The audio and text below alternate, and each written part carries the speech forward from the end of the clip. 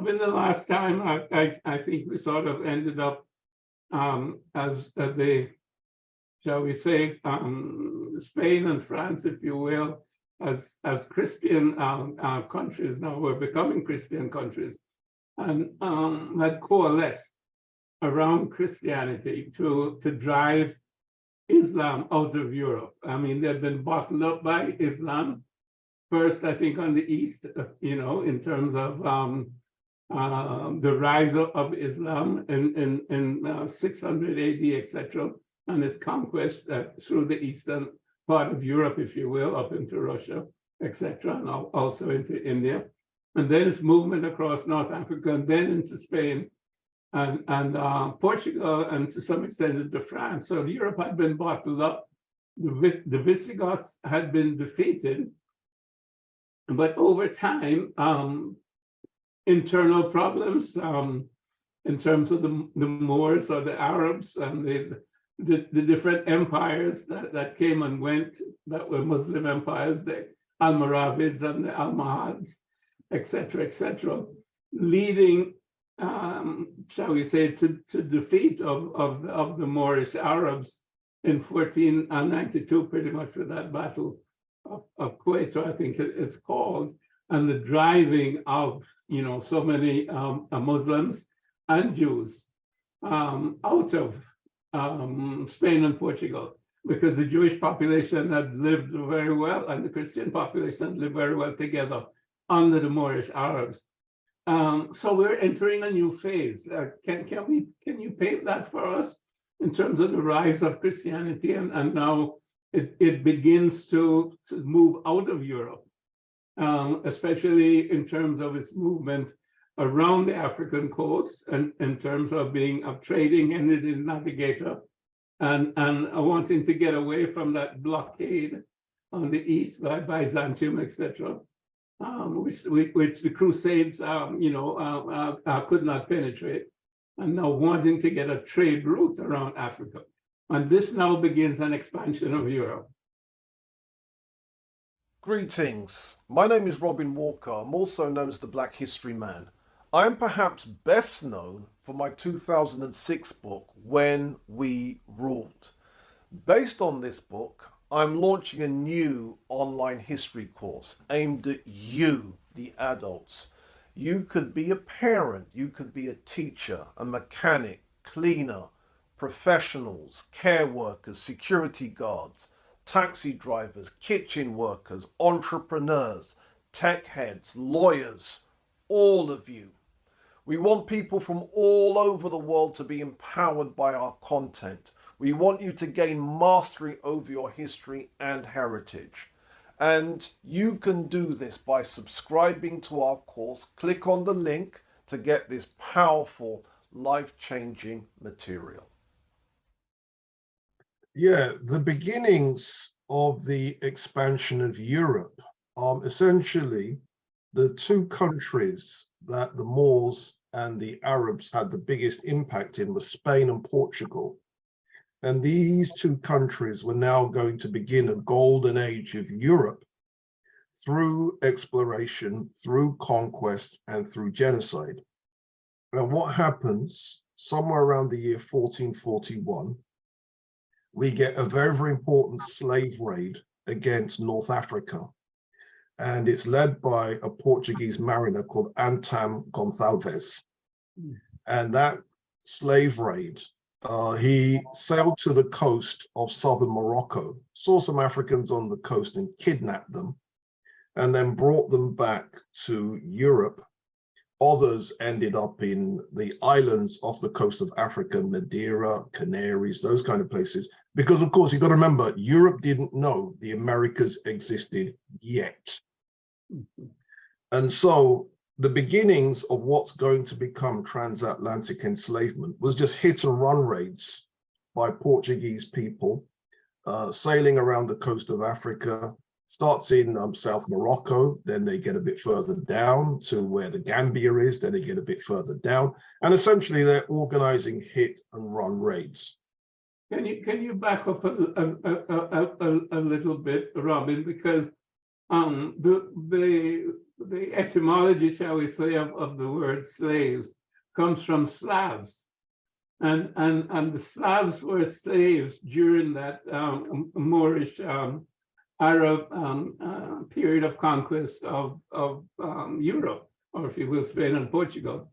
And there became sort of a high value in those slaves from the northeast, shall we say, of Europe, the Slavs. They became, in a sense, prized possessions. And in some sense, they diluted the population of the Moors, because again, the Moors and Arabs were Muslims, and they were allowed to have more than one wife. So these women were apparently attractive, etc., etc. So that, I think that's the way the word slave came into the vocabulary, and that inbreeding, shall we say, also, changed the face of what came to be Moorish Spain, because many of us who go to Spain and say, well, gee, where's the evidence of the Moors? But a lot of that was diluted by the Slavs or the slaves who were intermarrying into the population at the time. I just wanted to bring that point out as you get into that whole business of the concept of slavery, because the concept of slavery in terms of Europe began with the Slavs, not with the Africans. Is that correct? It's complicated because it's a complicated story. And if you speak to Eastern Europeans, they do indeed blame us for them being in slavery. But it wasn't really us, it was the Turks that did that. It wasn't really the Moors, it was the Turks that did that. Now, were there Africans in the Turkish armies? Yes. And of course, in the Eastern European world, they remember that. So their beef with us is over that. But yeah, certainly in Moorish Spain, there was intermarriage between Africans and Goths. Not necessarily Slavs, but more Goths. Slavs would have been more Eastern Europe. And yes, you're right, certainly captured Slavic people did end up in the Arab world. And one of the changes that created is a lot of people that call themselves Arabs today are in fact Slavs.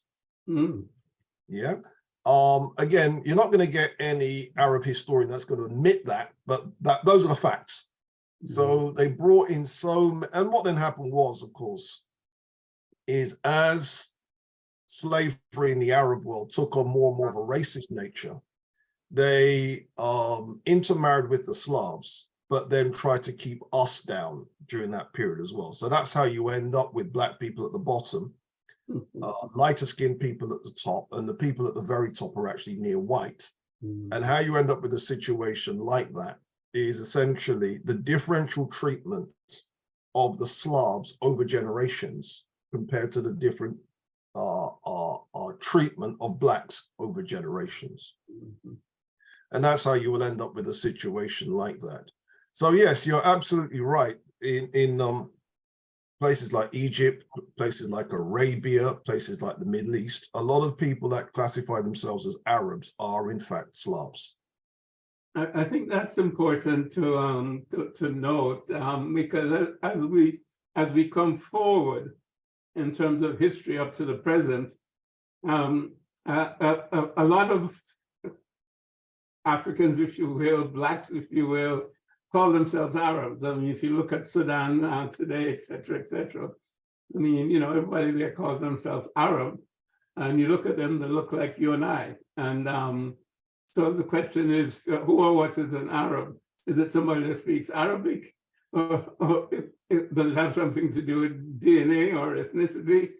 Or it's a complicated story. Linguistic.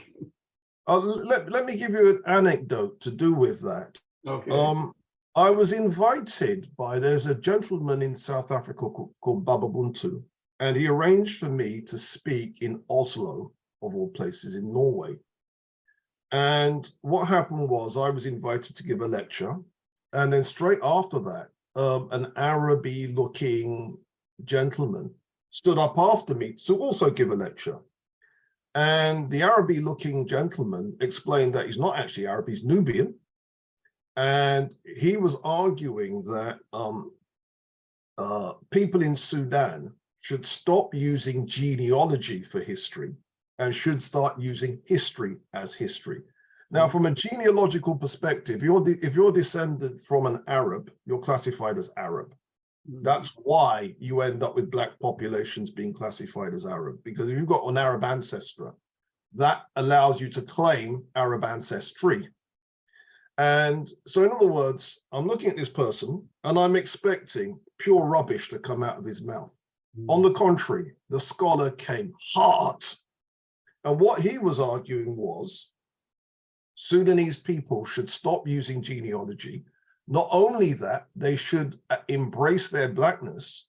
And he was trying to facilitate the resurrection of the medieval Sudanese language, Old Nubian. And he published a book where you've got Old Nubian and Arabic. So an Arabic speaker could facilitate learning Old Nubian. And the other part of the book was Old Nubian English. So an English Sudanese speaker could facilitate learning Old Nubian. And he wanted to get the Arabicized Sudanese to embrace their Blackness, to embrace being, descended from ancient Kush, descended from medieval Makuria, Alwa Nobadia. And not only did he give this presentation, Her Excellency, the ambassador, the Sudanese ambassador, who again would have classified herself as Arab, he said that in front of her. Now she tried to challenge him, and he was very diplomatic in trying to tell her, listen, you're not an Arab, you're Black. And it was a really interesting thing because, I prejudged this guy. I thought he's not going to be saying anything.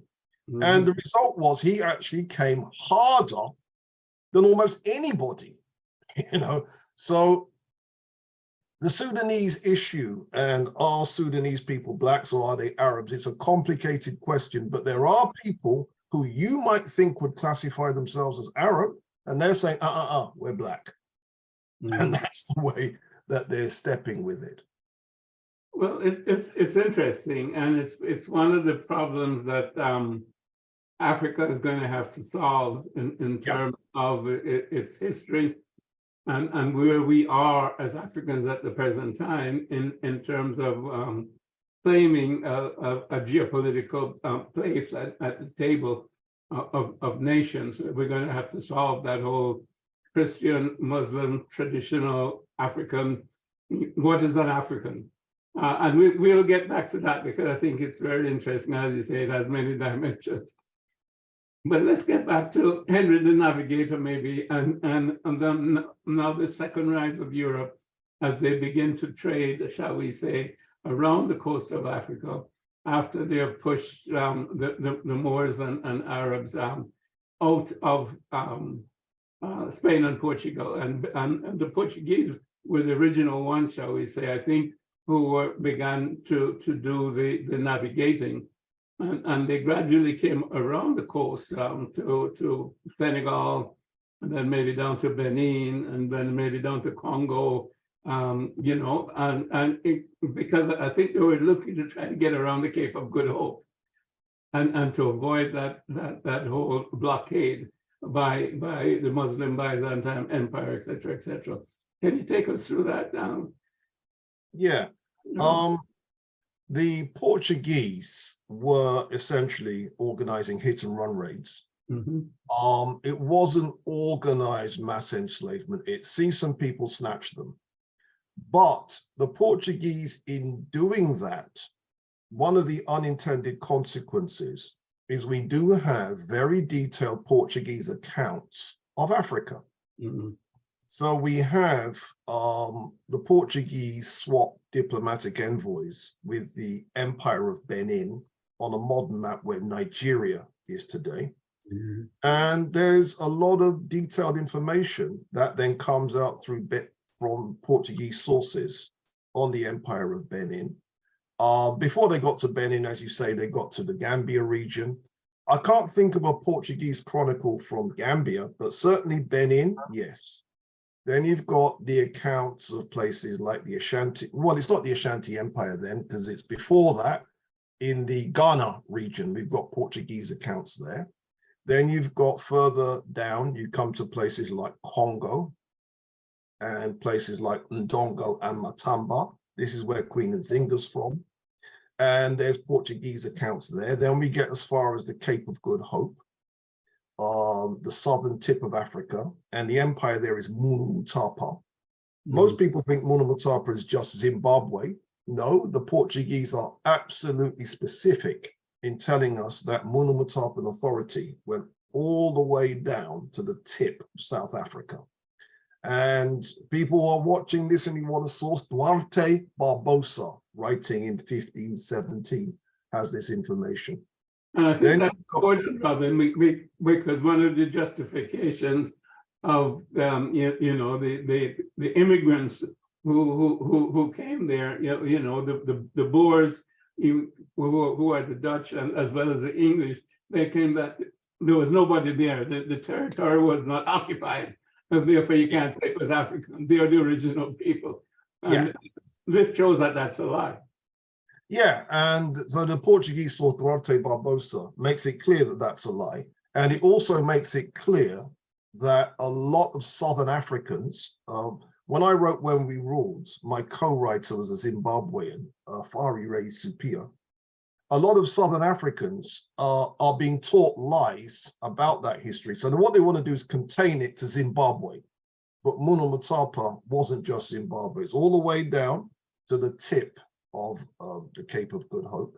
Then we have Portuguese accounts of the East African civilization, the Swahilis. And so we learn, for example, that the Swahilis had 3-, 4-, and 5-story houses from the Portuguese accounts. And then we have a Portuguese account of Ethiopia. And that's really interesting because one of the Portuguese friars was shown the city of Lalibela, the city of underground churches. And that same friar was worried that people aren't going to believe me when I say this in Portugal. So he writes this whole passage where he says, I swear I'm telling the truth about these underground churches. And so the main point is, you could argue that 1/3 of Africa's history is in Portuguese archives. What the Portuguese tell us about what some people call the Bantu civilizations is powerful information. It changes what we know. And, the kind of things, so for example, I mentioned the multi-story houses in East Africa, the underground churches in Lalibela. When it comes to the empire of Mmutapa, we learn from a Portuguese source that they had a system in place that you could almost call social security. If you were blind, if you were maimed, there would be an allowance that the emperor would enforce that you got. You got someone to be your guide. You got someone to carry your stuff from one place to another place. And the deal was any of the kings in any of the different localities that didn't support what the emperor was doing would be punished. So in other words, the entitlement that a blind or a disabled person got is superior to what people would get today, relatively speaking. We get accounts of places like Congo. There's certain sketches that have survived. One of the cities in the Congo Empire, by now it's spun out of Congolese control, is a city called Loanga. And we get European sources where you've got reproductions of what these cities look like, and the Grandeur and the Splendour. So it's very, very important that while the Portuguese, yes, they were slave traders, yes, they did evil stuff, there's tons that we've learned about Africa from their sources. Let me give one example. One of the Portuguese chroniclers was explaining to his people in Portugal what the word Mmutapa means. That it's a derivative of the word mutapa, meaning emperor. And the Portuguese said that if you're going to put it into a European context, it means the same as Caesar. Now, just let that sink in. Let that sink in. It means the same as Caesar. So in other words, the same grandeur that you would associate with the ruler of Mmutapa, European accounts to make it known to their people, you speak of him in the same sense as you speak of Caesar. As a thank you for visiting our website, we are giving you a free copy of our exclusive 100 Black History Facts, which is in fact a taster of our course content. Make sure you leave your email address and we will send it right to you. We hope it inspires you to dig deeper into your history and heritage. Another one that we have, the Portuguese talk about swapping envoys with the ruler of Benin. And then the Benin ruler then sent a priest to go across the waters to Portugal. And because the priest was going across the waters, the priest was from the priesthood of Olokun. Olokun, the god of water. Yeah. Okay. Portuguese accounts translate that as Neptune. So what have we just learned? The Yoruba deity, the Benin deity, Olokun, is the equivalent of Neptune, is the equivalent of Poseidon. Do you see? So we learn things that connections that Europeans would make between their heritage and ours. But if you don't read those accounts, you don't learn those things. I think the other thing you get from that is that the early contact was a contact, if you will, between equals. Absolutely. In terms of trading, exchange of goods. And slavery, in a sense, was incidental because that was a bit of a norm at that time. Defeated people were used as slaves, etc. And it had a different connotation, which takes it back to the Slavs in Europe that we were talking about initially. It did not become a commodity in the sense in which the transatlantic slave trade became, a trade in human beings as commodities until when maybe mid 16th century or mid 17th century. You're right. You're right. And just to give you the kind of thing, you mentioned trade. One of the things that the Benin Empire traded with Europe was soap. And they traded so much soap that the people of Portugal banned the importing of Benin soap so that they could protect their own soap industries, because the Benin soap industry was wiping theirs out. And can you see now how we now look at our history and heritage very differently? What we were making soap, we were trading soap. And another thing that they traded was what's called ivory. Now, the textbooks say ivory. I've actually seen what those ivory pieces were. They were salt cellars. And if you go into the British Museum and other museums across Europe, there are 800 of these salt cellars. They're about this big, right?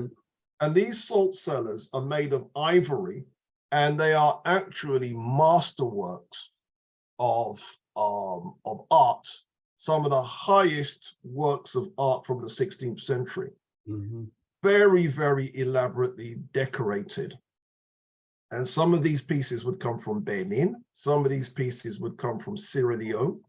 And what would happen is the Portuguese would buy them and then sell them on to royal houses in Europe. So it is said that people like Henry VIII would have those types of salt cellars on his table.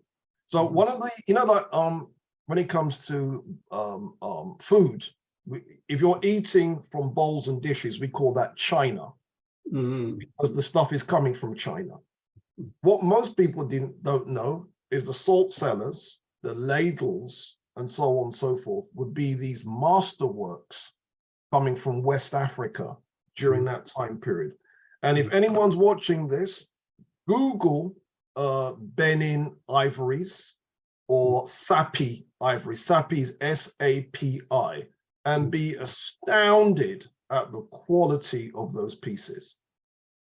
Well, I'm sure we would be astounded because we know about the quality of the Benin sculptures, Yeah. which are also encased in European museums, etc., etc.